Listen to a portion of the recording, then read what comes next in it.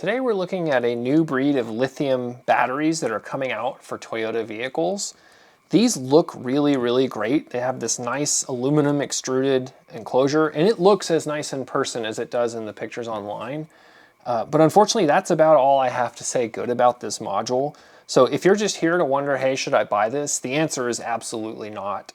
These are not designed with the safety devices that they need to be operating in a vehicle that's not designed for lithium batteries.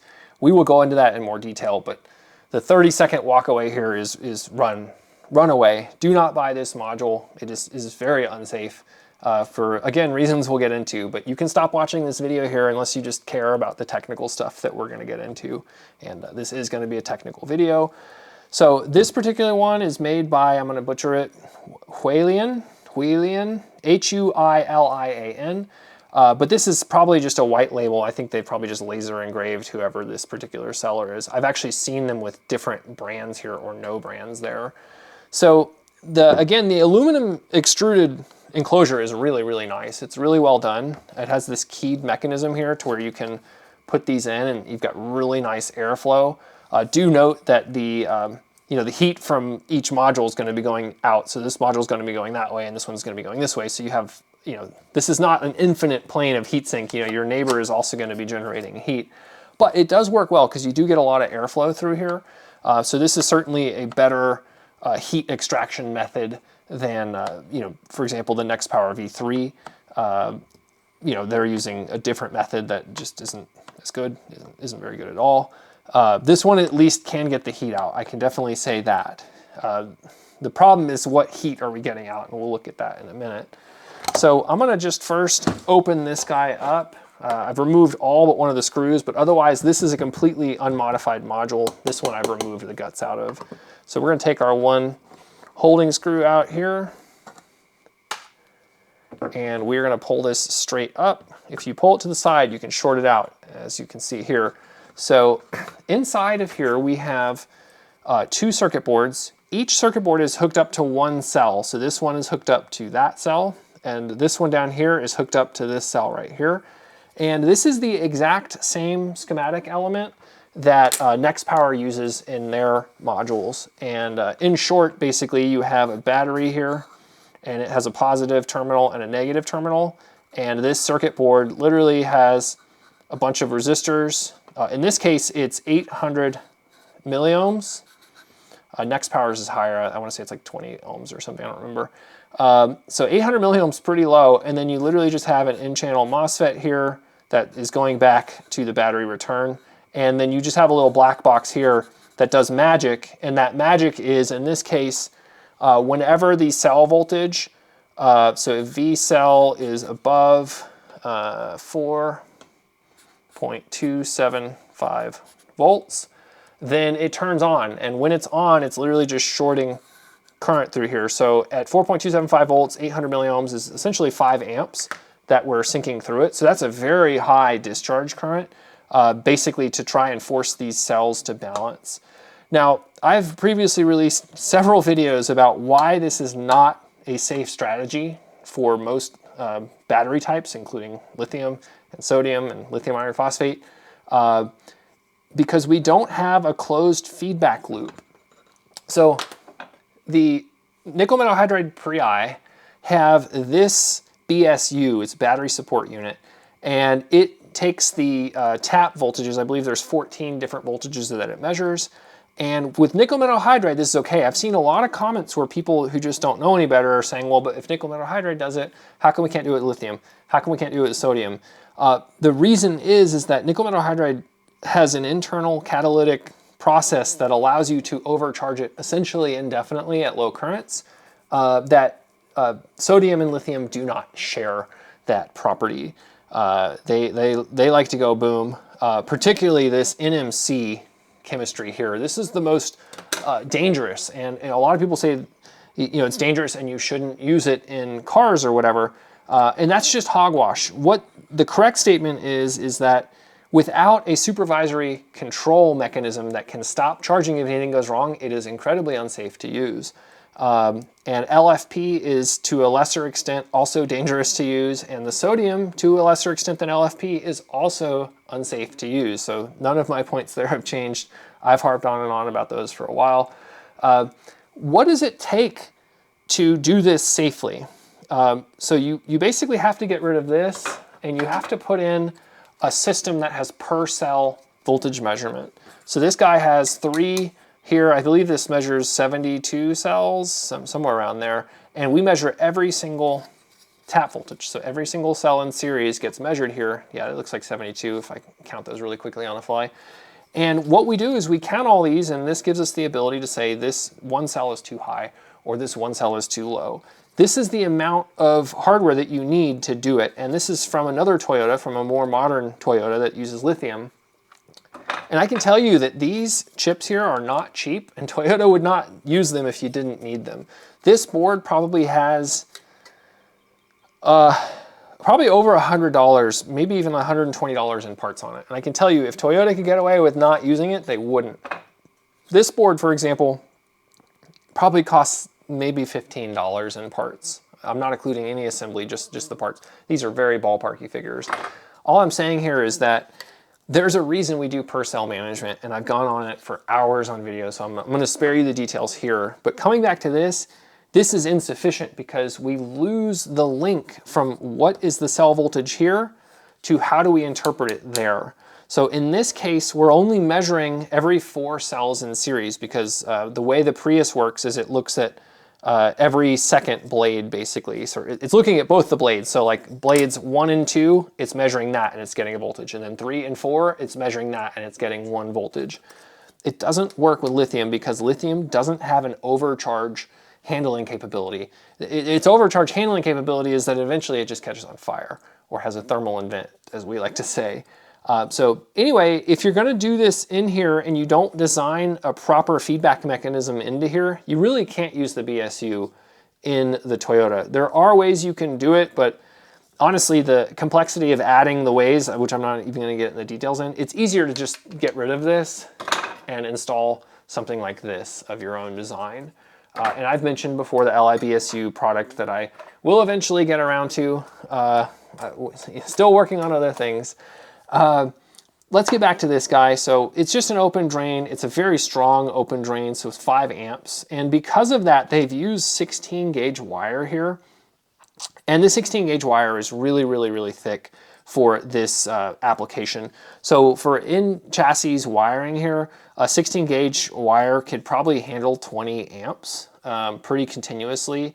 Depending on which code you're looking at, certainly we could have gone up to 18 or whatever, but really the answer is that if you have a proper supervisory control system, you don't need to be able to discharge at 5 amps. You can discharge at 50 milliamps, a lot less, right? 100 times lower current. And then you can use smaller wires like this. This is a BMS wire that I pulled off of a Honda pack or whatever. You can see it's very thin. This is 24 gauge wire.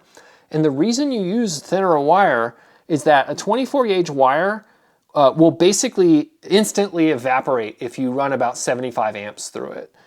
Whereas a 16 gauge wire, its time to instantly evaporate, or its current to do so, is about 1,000 amps, somewhere between 750 and 1,000 amps. And when you're looking at fuses, you have something called your I²T, which is basically, the real short answer there is how much energy does this fuse have to absorb before it incinerates and just stops existing.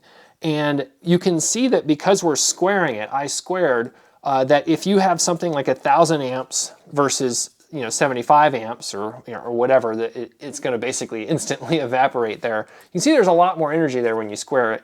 And then of course the time as well. So a wire like this that's 24 gauge is only going to pull maybe 100 amps peak or whatever, and these cells can definitely supply that. So that means that they keep a very high voltage, which means you get all that energy coming out across this wire immediately. And so this wire does not start a fire when you have a short. And what kind of shorts can you have? I mean, there's all kinds of shorts you can have, right? A wire, gets rubbed, it overheats, the voltage gets too high. So one thing about this circuit here is that there's no current limiting here. So if this cell starts to open and hits 4, 5, 6 volts or whatever, you know, because it's failing, you know, that's going to be a lot more current because we're going to drop that across the same 800 milliohms. And so, you know, this could overheat, that could overheat, all kinds of things could overheat. You know, so you just want a safety mechanism here. And the battery management industry is okay with not fusing smaller wires like this because of that I²C. There's so little energy when they fail instantly, and they don't even release a lot of heat because, you know, you short this across that, I'm not gonna do it while I'm touching it, obviously, and that wire just doesn't exist. 16 gauge wire is so much thicker. It's gonna take a lot more current. It's gonna sag the voltage down here, and so that sagging voltage is gonna cause more energy to have to come into it before it opens. I don't know for sure that this cell can't source 1,000 amps, but it probably can't source 1,000 amps. Anyway, this whole thing doesn't work for a lot of the same reasons that the Nextpower thing doesn't work. We don't have the feedback mechanism, the per cell supervisory control, to be able to know when a cell is failing, because we're measuring, in this case, 4 cells in series. In Nextpower's case, it's 5 cells in series, so it's slightly worse. And then, of course, with their signal soother, it was 10 cells in series, which is, boy, interesting. But again, we've already gotten there. Why am I comparing to Nextpower? Well, because Nextpower is the only other third player game, you know, on the market right now, so I'm going to compare it to its peers.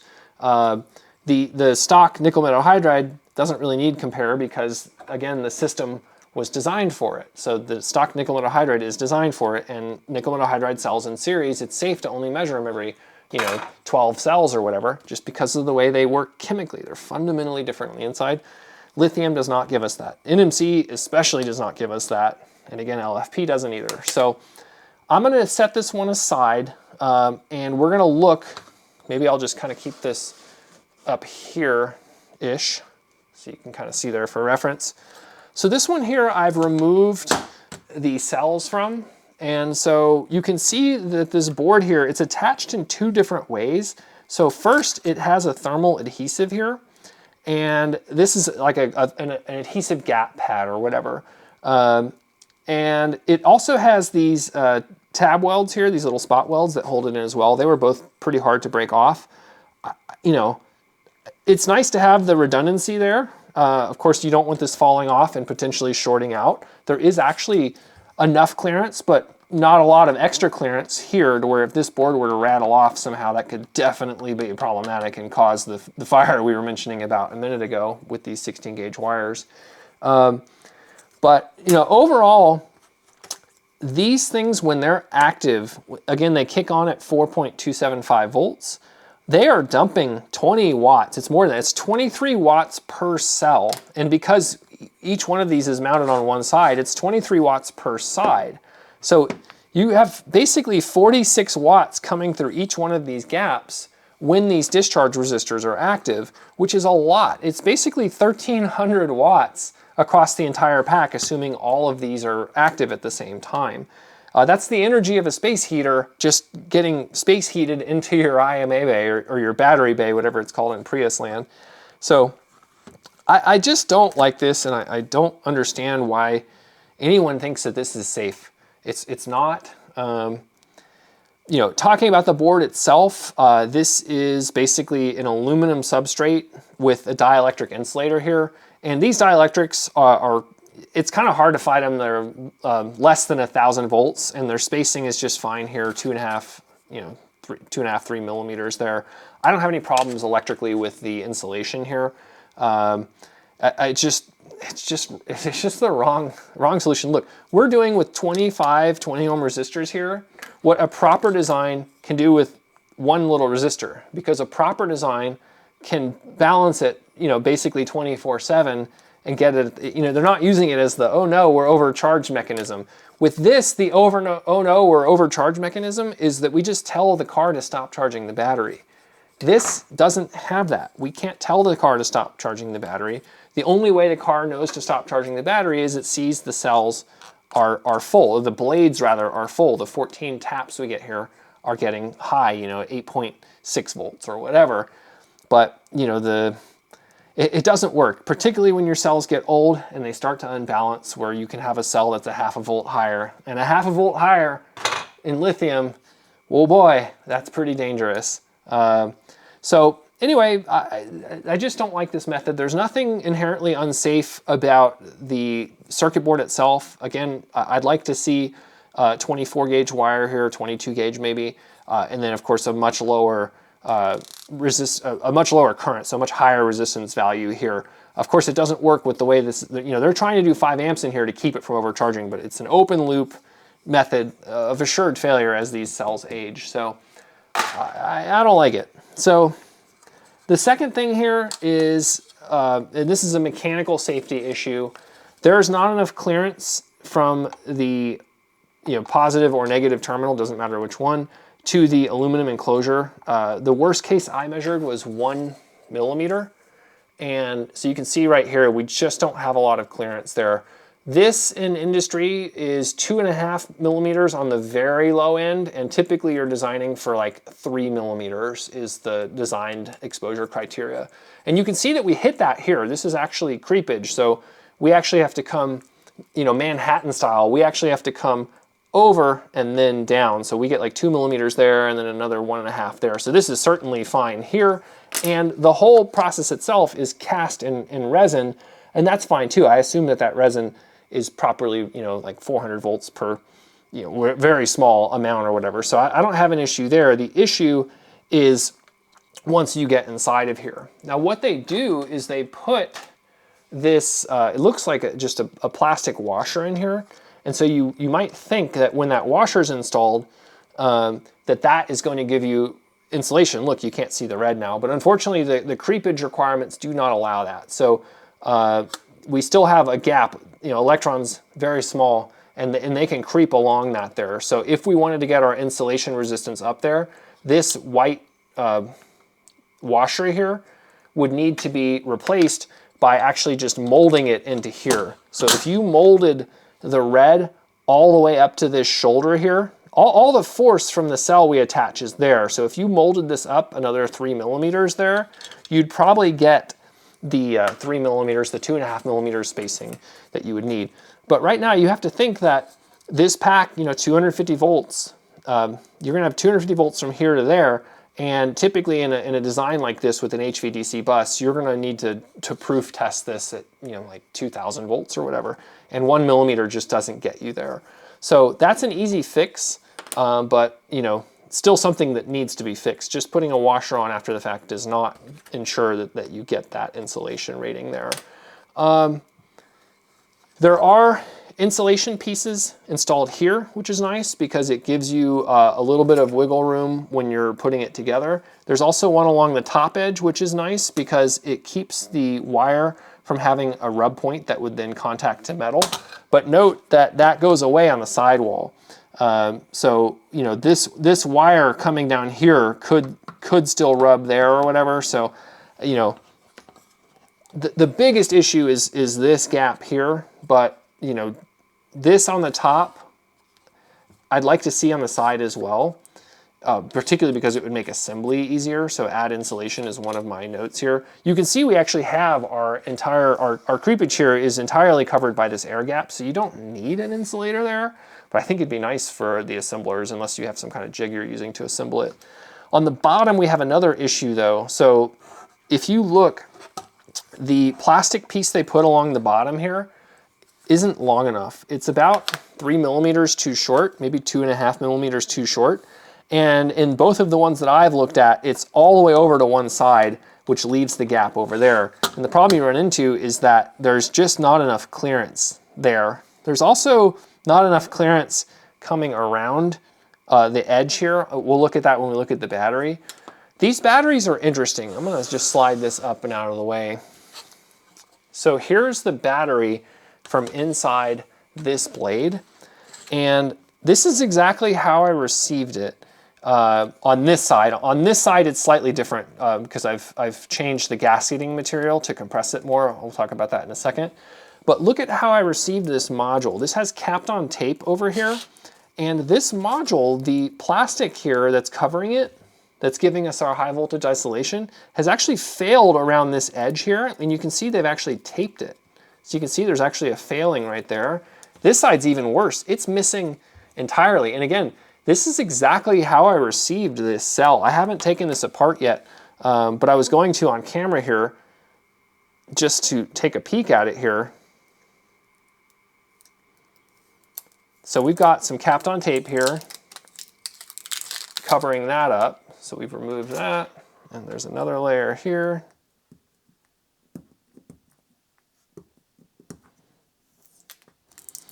So here you can see, like, it's just kind of missing. I kind of wonder if these are second sourced modules maybe. I don't know. I just can't imagine you'd find a new module that would be in this poor shape. This is in rough shape. And you can see that along the bottom here as well, that there's some marring and whatnot. But it seems like this plastic here is quite fragile and fails somehow.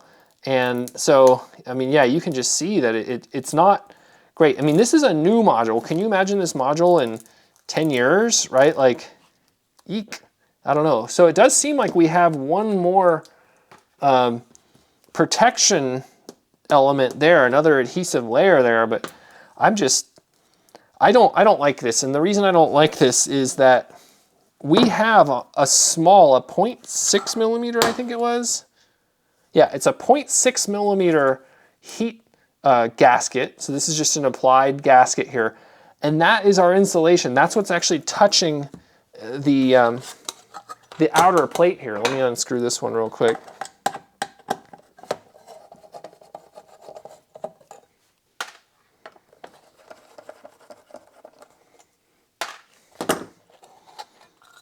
So this plate butts up directly. It just feels so weird doing this. This plate butts up directly with that. And so with it sitting here, you can see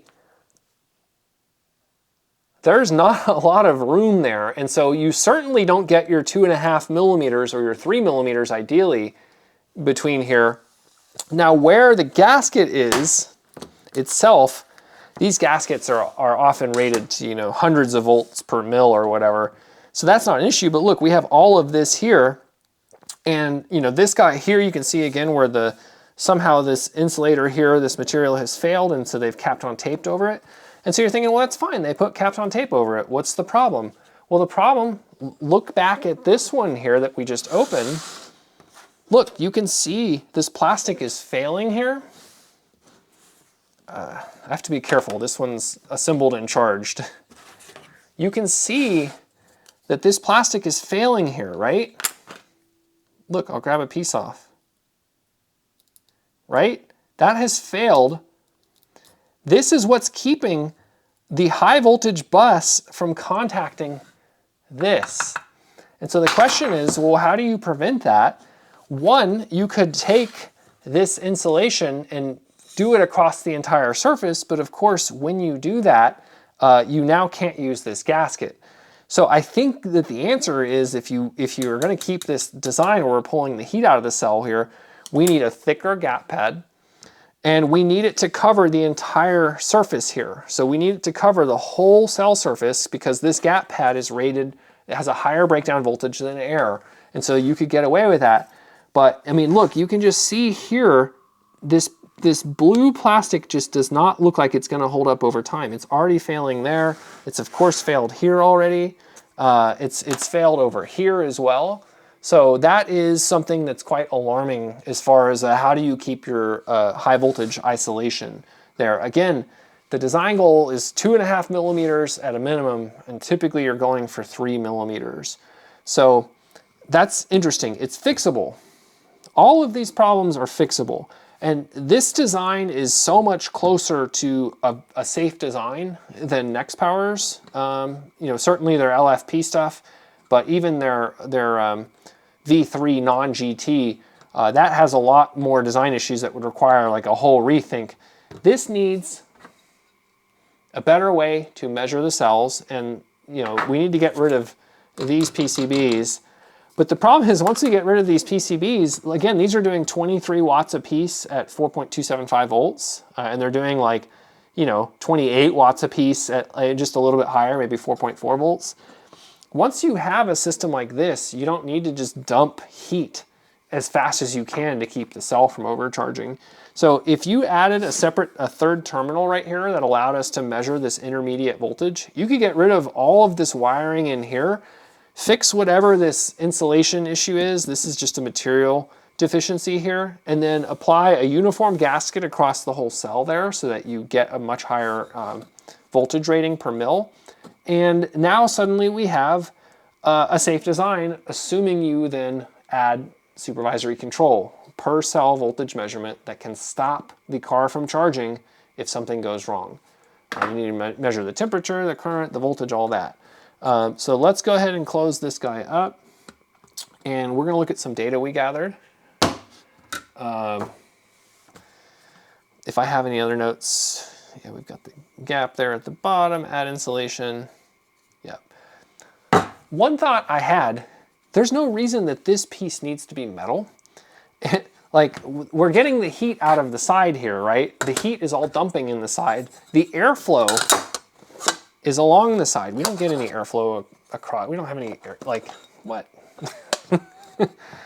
That's wishful thinking. So because all the heat is coming out through these side plates, just make this plastic. This is an extrusion already. So they extrude one big long piece like that, and then they're just sectioning it or whatever, and then they're, you know, machining the holes here. If you did this in injection molded plastic, your costs would come way down on this, and you could still have these plates be aluminum here, and it would just make the cost a lot less for the manufacturer. It would also increase the safety. We wouldn't have to fix the insulation issue there because plastic is, of course, an insulator. We don't need to add these gaskets on the inside, top, bottom, and then the ones I'm proposing on the side. And just the assembly gets much easier. Let me just show you how dicey this is to assemble it. I'm not going to actually go all the way, but look, when you're assembling this thing, you can't get your angle off here because you'll short these bars out, and there's no insulation here and there. So you have to like come down there and do it really, really well. Make sure you're not touching anything. I'm not going to even try to do that on camera. But man, if this piece were plastic, the assembly would be a lot better. You lose nothing, right? Like to have this. A final thought on these mechanicals here. This is so rigid that it does not compress. Actually, so this way it will bend, you can see that, but along the ribs here, it's essentially solid. And so we don't actually compress the cells at all. I looked at the stack up on these cells here, and the battery is 12.25 millimeters, and the insulation, both of them together, is 1.2. So we're at like 14.5 millimeters or whatever, 14.45 millimeters. And you can see on one of these, did I do my math wrong? I did my math wrong, sorry. It's 13.45 millimeters, and this width here is 13.5. So we're not actually compressing these prismatic cells at all. If you made the gap pad a little bit thicker, you would be getting some compression there. The point I'm getting at is that you can run these modules just like this without actually compressing them in the car, because compressing them even with like a couple 100 pounds here, there's essentially no flexure on this. So you don't need to actually compress them to use them. So that is one kind of neat thing about these. Assuming you can add a supervisory control thing on them, you don't need to compress them. So if you want a 14 volt car battery or whatever, you can do it with this or whatever without having to compress them. So yes, that is the mechanicals there. You know, good things, bad things. Oh, one more thing. There's no venting. So these cells have vents on top of them so that when they fail, they can vent out. And you want to design them for at least like 20 times their volume to vent, because the gas, of course, is going to take up a lot more volume. And right now, we don't have that because this is a sealed container right here, right? And you just have the volume that's right there, which is obviously a much smaller section than the cell itself. So this needs some way to vent, because otherwise when lithium batteries want to vent and they can't vent, they know venti, well then they just kind of blow up. So you don't want them to blow up. You want them to catch on fire. It's better to catch on fire than to blow up. And this this is more in the blow up category. So yes, let's see. Yeah, not under compression, we talked about that. Oh, one thing too is that these batteries have such low ESR that they don't need this much heat sinking anyway. I measured, in the test I was doing, I charged the cell, just one cell, I charged it at 75 amps and discharged it at 150 amps continuously for like 380 cycles, which takes a while. And it was only 13 degrees C above ambient. So it's great to have this cooling solution or whatever, but it's kind of unnecessary. What you do need this cooling solution for is, again, when these guys start blasting off here and you've got 1,300 watts of excess heat coming into these blade edges. And again, if you properly design this, you wouldn't even need this much heat sinking. And nor did the Toyota, right? Like theirs are plastic. They do have a little metal thing in the middle, again, for the airflow, but it's neat.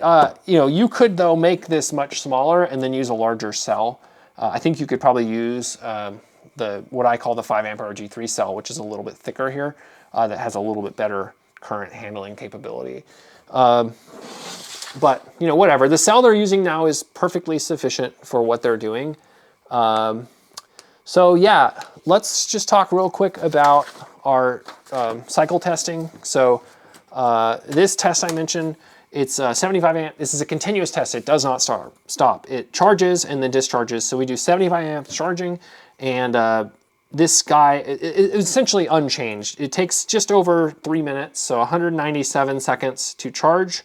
And it takes around 280 seconds to discharge at 150 amps. I do have an asterisk here. The charging is happening with constant current. The discharge is getting sunk into a constant resistance. So this is a 28 milliohm load that I'm discharging into. So the current does vary, as the voltage of the cell drops. But essentially it's 150 amps discharge. It drops down to maybe 120 amps by the time the cell is depleted. So yeah, you can basically see that after 375 cycles, there's basically no difference. We went from 5.85 amp hours to 5.8 amp hours. This is not the nominal capacity of the cell. This is the capacity charging and discharging it at these insane currents. This is a very abusive test. I've talked about it before. But you can see that after 375 cycles, we went from 22.3 watt hours per cell to 22.2 watt hours per cell. This is probably measurement error. There's a strong correlation between temperature. So like when you graph the data of all the cycles, this kind of like goes up and down based on the temperature outside. But you can see there's no difference basically. And compared to the next power cell, where I had to stop during the third cycle because the cell is overheating, this is a much better cell fit for purpose for a traction battery for a vehicle. Unfortunately, it's missing that supervisory control, which is very important, and that's why I don't recommend using it. So there's that. The next thing I want to look at is the slow discharge curve. So this is our Huilian. Sorry, again, I know I'm not pronouncing it correctly. This is my chicken scratch drawing, basically showing if you use this little handy sheet I made. So here's the Huilian thing or whatever. Here's our pack voltages, here's our blade voltages, and here's our cell voltages. If you look here, we have 4.1 and 3.3 volts. And this white area here is basically where does the OEM nickel metal hydride computer, what's the kind of the goal voltage that it wants to keep these at? That's the area in white. And these voltages per cell change based on the Huilian because there's 4, the next power because there's 5, and then the nickel metal hydride because there's 6, I guess, or whatever. This is 5 for 2 blades. This is 4 for 2 blades, and this is 12 for 2 blades. There's all kinds of different, because these are different cell chemistries operating at different voltages, we have to kind of correlate them all together. That's what this chart does, basically. And if you look here, again, our Huilian, maybe one of these pronunciations will be correct.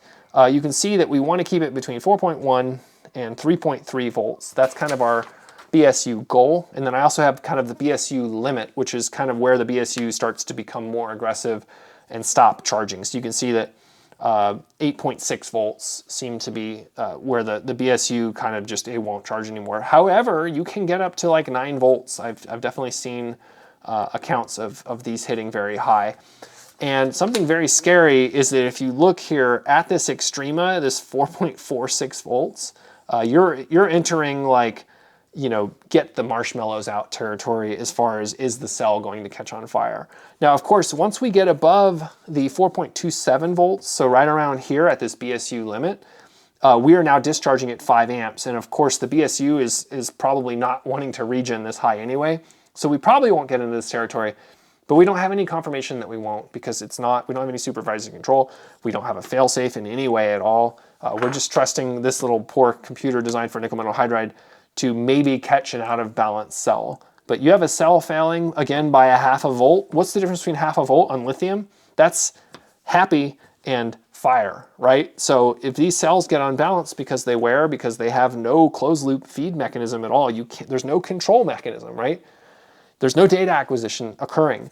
All that's occurring is we have this dumb analog circuit that people think is safe that's not, and it literally turns on above a fixed voltage and off below it. There's no other feedback. You're blind, right? Pretty crazy. So what does this look like here? I've taken these limits, drawn them as the blue lines here, and you can see that on the Huilian lithium cell, this is a 333 milliamp discharge curve. So you can see our time in seconds here, where every one of these is an hour. This is a very long test to discharge this cell. And you can see that we use a lot of the energy in this cell. In fact, we use 97% of its nominal value. So this is a 25.6 watt hour cell. And in the Prius, we use 24.9 watt hours of it. So our utilization of the cell is 97%, which is good, right? Like, it's also bad though. It's good because we're using the energy of the cell. It's bad because we don't have a lot of headroom here if something goes wrong. If the cells are slightly unbalanced, we can really quickly get up into this, get out the marshmallows voltage here. So yes, this is a 6 amp hour usable cell. It's nominally rated at 6 amp hours. You can see right on top here that it says it's a 6 amp hour cell, and that's spot on. It's a 6 amp hour usable cell. In my slow testing, I measured 6.9 amp hours. That's from 4.27 to 2.75 volts. So that's the actual capacity I was able to discharge from this cell at 333 milliamps, 6.9 amp hours. At buku, 75 amp charge and discharge. It's crazy. The cell is delivering a lot of power. So ultimately, the key takeaway from this graph here, the green is the area under the curve that we can use. The red is the area under the curve that we cannot use. It's not a perfect graph. If you find the incorrect thing that I'm glossing over here, good for you. But for 99% of people, this is a valid statement to say we have the area under the curve here. We're using 97% of it. If we compare this to NextPower, which I've done before, we have the same thing here again because the NextPower has 5 cells instead of 4 per voltage tap or whatever. We basically have different voltage set points, which I've again identified as 3.29 and 2.64 volts. And you can see that the discharge curve on the sodium cell, because sodium has a much more different discharge curve. Note that the axis here has 1.25 volts more, not quite, about 1 volt more here. We're going from 4 to 1.5. This is 4.25 to 2.75. So this is a small section here. If we were to look at 4.25, it'd be like kind of up there. And then 2.75 is kind of right there. So this entire graph here is that on the map there or whatever. So this is basically showing you more range in the same amount of space. And you can see that here. You can just see, we've looked at this before. You have this, if you ever want to know, is it a sodium cell? This right there, yes, it's a sodium cell. You have this nice linear area here. And then you have a really nice, fold over there. And you can see that NextPower used in this range, and I've looked at this math before, this is the same 333 milliamp discharge, and we get 924 watt hours in the pack usable out of 2,324 watt hours for the pack. So basically, with the Nextpower sodium design, we're only using 40% of the actual energy that's stored in the cell. Again, because this computer, which still thinks it's running nickel metal hydride, is still trying to keep these nickel metal hydride values, which works out to that, which if you graph it to here, works out to that. We don't use in the Nextpower any of this area in red here. So the whole area here, the whole area there is lost as well. This recovery at the end is because the step stopped, by the way. So we had this 333 milliamp load, and then we turned it off. You can see that at 1.5 volts, our resistance is just buku insane. We come up 250 millivolts with a 333 milliamp load going away.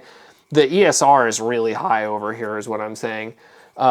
Lithium is just so much better in this regard because this curve, if we were to draw the lithium here, I should have done this before.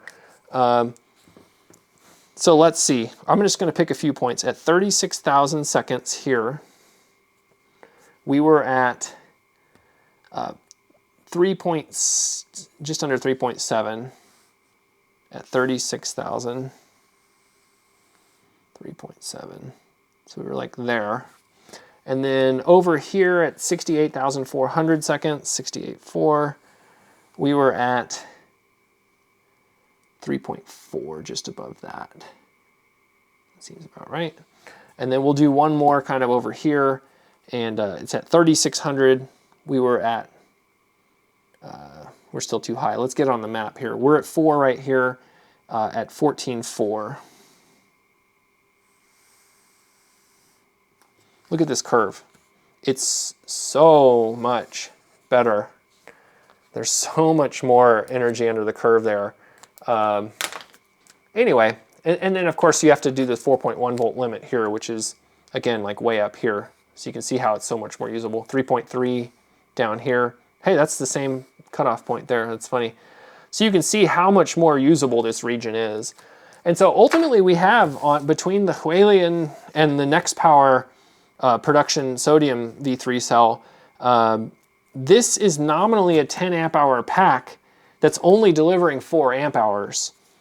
This is nominally a 6 amp hour pack that's delivering 6 amp hours. So, looking at it in watt hours, because those are more important anyway, this Huilian pack has 50% more deliverable energy than the Nextpower V3.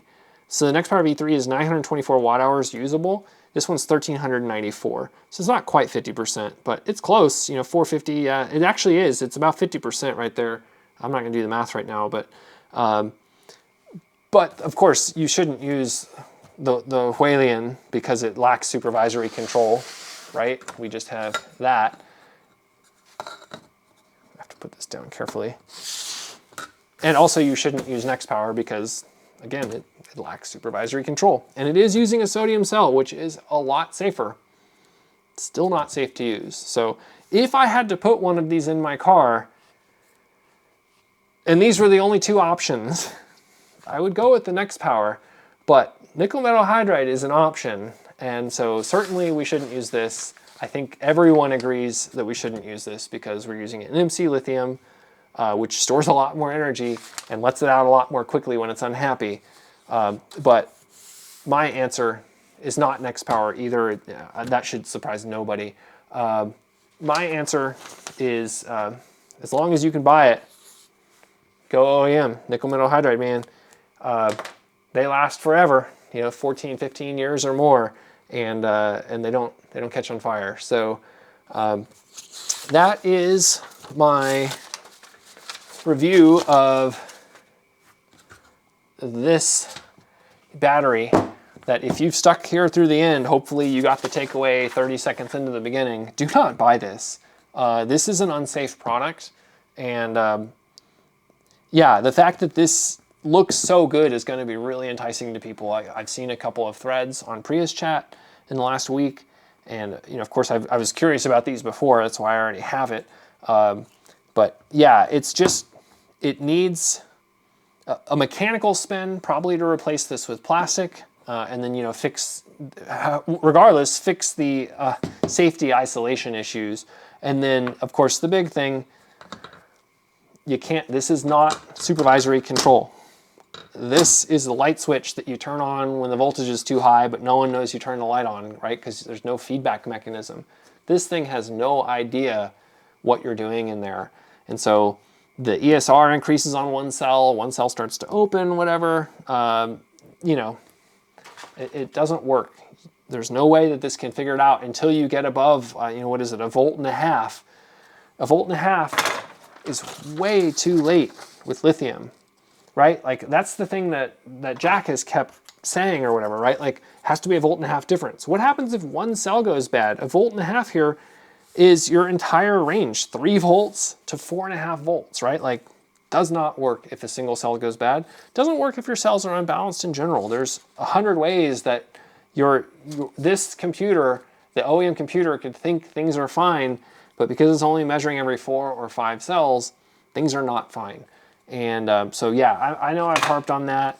You know, as always, thank you for watching. This will be my only video on this. There will be no follow-ups. Yeah, this is what you get. Thank you for watching. Let me know if you have questions. Regarding questions, I am only going to be responding to technical questions. Good faith questions, I just don't have the energy to deal with whoever the other team is, Team Huilian or whatever. So yeah, thanks for watching.